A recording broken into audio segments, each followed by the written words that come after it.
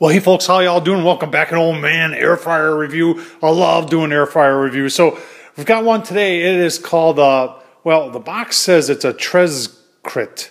And there it is, like there. It looks a little bit like the Power Air Fryer XLs. Now, when this got ordered, it said it was a Kili Beam air fryer. The owner's manual says that it's a AF706. And if we go a little bit deeper into the owner's manual, we're going to see a couple places here where it's referred to as a focus, where it's called an eye fryer. It's also called a magic fryer in another spot on here. So we're going to go through a whole lot of this and give you a look-see and obviously take her for a road test. And it's going to be exciting. Stay tuned. All right, folks, I mentioned the Power Air Fryer XL. This is the basket from the Power Air Fryer XL, and this is the basket from the Trezcrit or Kili Beam or whatever it is, eye fryer. And you can see here, if we take the basket out of that, the baskets are about the same size. So it is almost exactly the same. Can I swap them out and put one on the other? Oh, it appears that the Kili Beam basket fits right in the Power Air Fryer XL, so that may be a good option. I don't know. One thing I want to point out here, and take a look at the two baskets. Here's a basket from Power Air Fryer XL. You can see we've had some chipping in over the years, and they had an issue here which put a lot of strain on the bracket out front here, which caused it to malfunction occasionally. You can see how it just pops out on its own. And what they did on this new one, somebody must be watching, because you can see, look at what's back there. They got a little bracket on the back of this one, and it helps to hold up when you get weight in here, so it's not putting additional forces on this hinge point right here, which is where the Power Air Fryer XL, that was its weak point. That's where it failed. So I think that's a good thing. So let's continue on, shall we?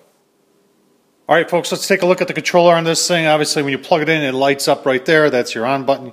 Turn that on. It does have presets under M for presets or manual. So it's got, that looks like French fries. This looks like, I don't know, is that steak maybe? That's definitely a shrimp. That's a cupcake. There's, I believe, a chicken leg. There's I think that's a steak. I'm not sure what that other one is. And then here's fish over here. So that's pretty cool. And then you can adjust the temps right here. So you can, 400 is its max, and then there's your times. So I'm going to turn it on for 5 minutes and let it go at 400, and then we'll use our instant read here to see if it's actually 400. So stay tuned, we'll give you a look-see at that. And there she goes. All right, folks, we're counting down on the preheat here. One thing I noticed, and I want you to listen, how quiet this thing is. It's going to beep here, I think. But it is super quiet. There's like a 2-speed motor in there, too. There's like a high, it's on high right now.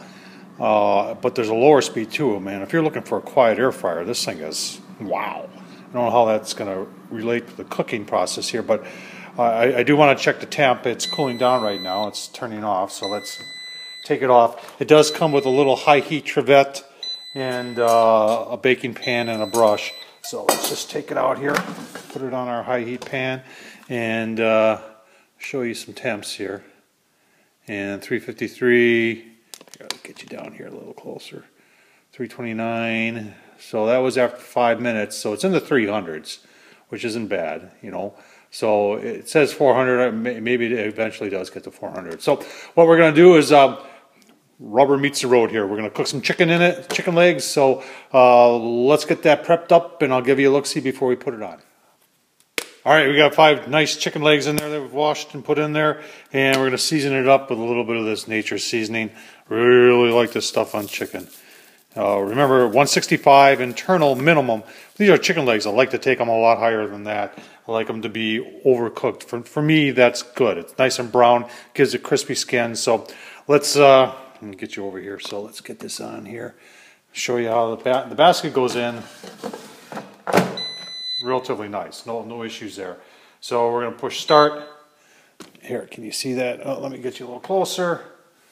Start, and we're going to go to manual, and we'll go, we're going to pick chicken, and we're going to bump the temp up to 400 because I always cook on the highest. And 20 minutes is good. We'll check it in probably 10, 15. So let's start. There she goes. All right, while we're cooking here, let's take a look at this owner's manual. They didn't do any sort of, nobody proofread this. I don't know who wrote this, but it's, I mean, look at that introduction. This all-now air fryer provides an easy and healthy way.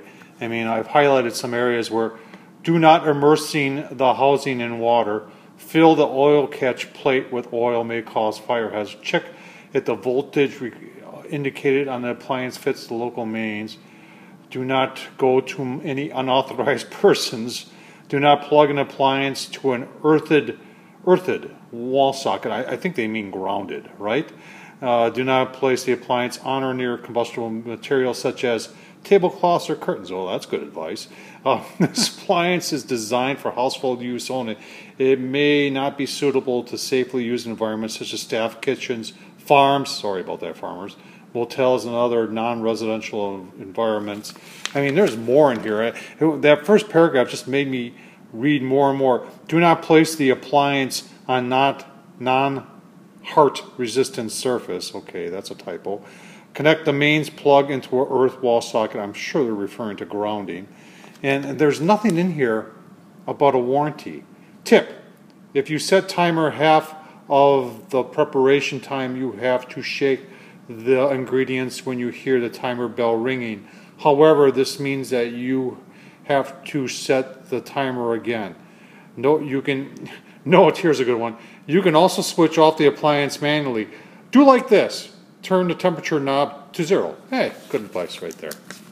I mean, it just goes on and on. Do not throw away the appliance with normal household waste when it is exhausted. So when this thing gets tired, you know, but hand it to an official collection point for recycling.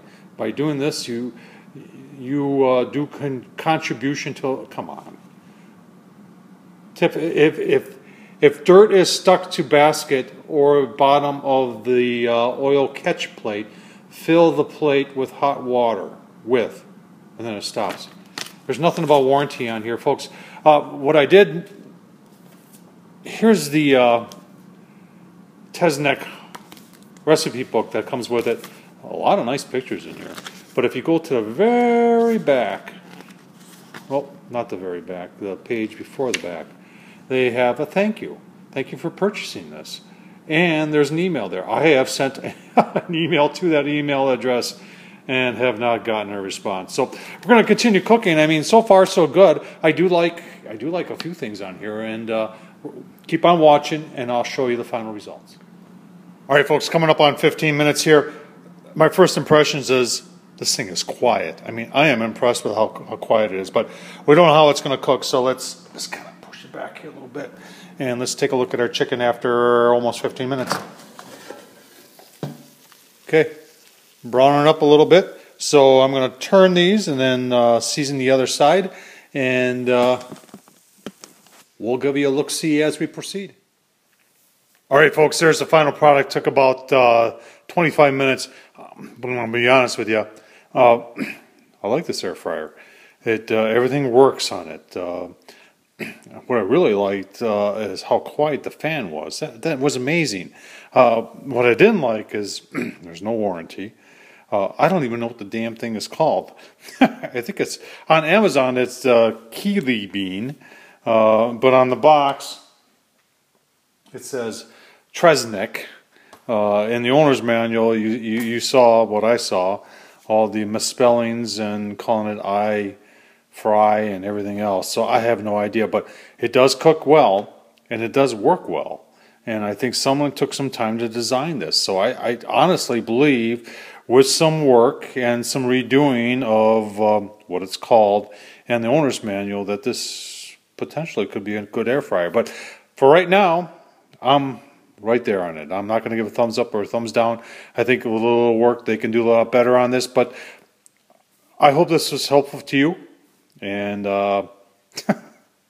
Tom Horseman at YouTube, folks. I enjoy doing this. Thumbs up, leave a comment, as always. And I can't say it enough. Thank you.